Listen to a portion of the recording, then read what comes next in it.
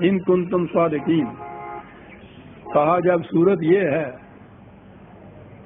کہ نہ تو تم مذہب کی سطح پہ کوئی اتھارٹی کوڈ کر سکتے ہو، نہ علم کی بارگاہ سے کوئی دلیل لا سکتے ہو، اس کے باوجود یہ ان انسانوں کو اور انسانوں کی یہ ہڈیوں کو اور ان کے پتھروں اور چونے گاز کی قبروں کو اور ان بتوں کو، ان کو صاحب اقتدار اور صاحب اختیار ماننا، اس سے زیادہ اور گمراہ کن بات کیا ہو سکتی ہے؟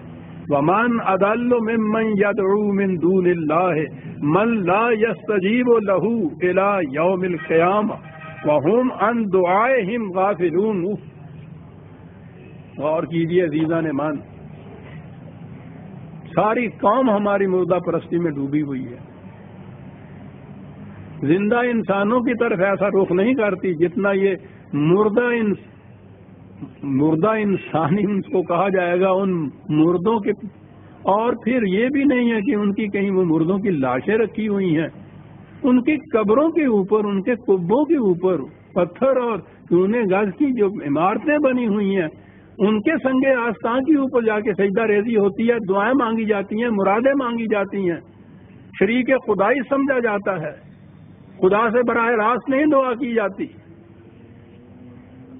وہ کہا سوچو تو صحیح، زندہ انسانوں میں کسی میں یہ قوت نہیں ہے کہ کوئی تخلیق کر سکے یا نظام خداوندی میں شریک ہو سکے. تو تمہاری جہالت کی یہ کیفیت ہے کہ یہ زندہ انسانوں میں نہیں، اور تم مردہ انسانوں میں، اور مردہ انسانوں کو بھی آستانوں کے اوپر اور ان کی قبروں میں یہ قوتیں مان رہے ہو. ہر قسم کی مراد پوری کریں گے. کہا ایک تو یہ چیز، تم جو کچھ کہتے ہو وہاں کبھی کسی نے سنا ہے کہ وہ جواب بھی دیتے ہو سامنے سے؟ کیا بات ہے. محسوس دنیا میں تو یہ بات ہمارے ہاں بتوں کے لیے ہے، جسے کہتے ہیں مٹی کا ماں تو بن کے بیٹھا ہے، یعنی وہ بت بیٹھا ہوا ہوتا ہے، اس کے سامنے اس کے حضور جو جی میں آیا آپ کہتے چلے جائیے، وہ کچھ نہیں جواب دیتا.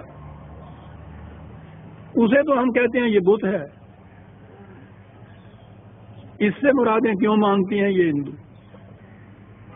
اسے معبود کیوں تصور کرتے ہیں؟ اپنی انہوں نے تو پھر بھی اس پتھر کو گھڑ گھڑا کے کوئی شکل ہی بنا رکھی ہوتی ہے.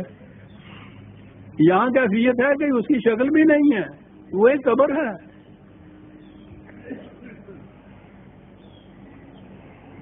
وہاں جا کے ان کو مخاطب کر کے ان سے دعائیں مانگی جاتی ہیں، مرادیں مانگی جاتی ہیں، درخواستیں پیش کی جاتی ہیں، گڑ گڑایا جایا رویا جاتا ہے. تو کہا یہ ساری عمر تم کرتے رہتے ہو، کبھی اس نے کوئی تمہیں جواب بھی دیا سامنے سے؟ تو جواب ہی نہیں جو دے سکتا، وہ تمہاری مراد کیا پوری کر سکے گا؟ کہا جواب دینا تو ایک طرف رہا، جو کچھ تم وہاں کہتے ہو ان کو تو یہ پتہ ہی نہیں ہوتا کہ یہ کون آیا ہے، کون کیا کہہ رہا ہے، مردے کو کیا پتا ہوتا ہے. دوسری جگہ قرآن نے کہا ہے ان دعائہم غافلون، یہاں تو یہ کہا ہے کہ جو کچھ وہ وہاں پکارتے ہیں، ان کو جو مانگتے ہیں ان سے ان کو پتہ ہی نہیں ہوتا کہ یہ کیا کرتے ہیں، کون آیا، مردہ ہے. دوسری جگہ یہ ہے کہ ان کو تو اپنے متعلق بھی یہ پتہ نہیں ہوتا کہ ہم کس حالت کے اندر ہیں، وہ تو مردہ ہیں. جب اٹھائے جائیں گے زندگی ملے گی وہ اور بات ہے. ان کو تو اس کا بھی علم نہیں ہوتا کہ کب اٹھائے جائیں گے. جنہیں اپنے متعلق یہ علم نہیں ہوتا، ان کے متعلق یہ تصور کر لینا کہ وہ ہماری ہر دعا کو سنتے ہیں، ہر مانگ ان تک پہنچتی ہے، پھر ان کو اتنا اقتدار حاصل ہے کہ وہ اس کو پورا بھی کر سکتے ہیں. آپ سوچ لیجئے کہ اس جہالت کا کیا علاج ہے. نہ وحی کی سند اس کے لیے، نہ علم کی بارگاہ سے کوئی دلیل اس کے لیے.